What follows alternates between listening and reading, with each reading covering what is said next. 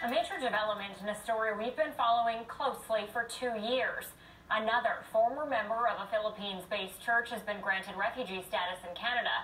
The Immigration and Refugee Board here in Vancouver has ruled the elderly woman is in need of protection from the apocalyptic church. She's the mother of a well-known church dissident in the Philippines who was also granted refugee status late last year. Eric Rankin of our CBC Investigates unit brings us this exclusive story. Okay, today's your hearing. 74-year-old Fredisminda Menorca could hardly be more vulnerable. Hit by a stroke shortly after she fled to Canada and applied for refugee status. Her son and caregiver, Menorca, granted refugee status himself 8 months ago. Both of them claiming their former church is out to get them. So hopefully the judge will realize that you are also a victim of persecution. The Immigration and Refugee Board of Canada has now decided, like her son, Fredisminda Menorca is indeed a person in need of protection from the Iglesia ni Cristo, or Church of Christ, INC for short, an apocalyptic church that preaches only its members will be saved in these last days.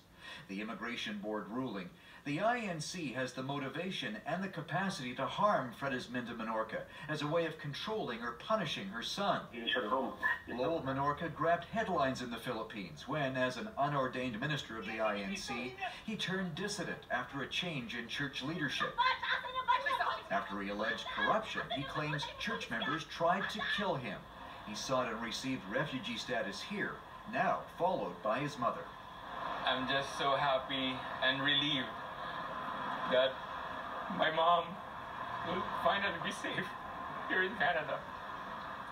The IRB concluded Menorca's mother faces a risk to her life or a risk of cruel and unusual treatment or punishment if she returns to the Philippines. The panel finds the agent of harm, the INC, is motivated by a personal vendetta. As someone who is immobile and completely and utterly dependent on others for her daily life, the claimant is, simply put, a very easy target. The INC isn't just confined to the Philippines. It's spread around the world, with 10 places of worship here in BC. Even here, Menorca says he's still looking over his shoulder. Shortly after he came to Metro Vancouver in 2016, he claims he was being stalked. Photos posted online by an INC member, tagged with comments such as, "Watch your back, someone is behind you." At the time, the church denied it was responsible. The kindergarten's going to see through all of these allegations here and see that this is not a threat here. The CBC requested a comment from the INC regarding this latest refugee decision. There was no official response. However, a local INC minister dismissed the ruling over the phone. Why did they grant them that? We don't know why they decided, and we don't care.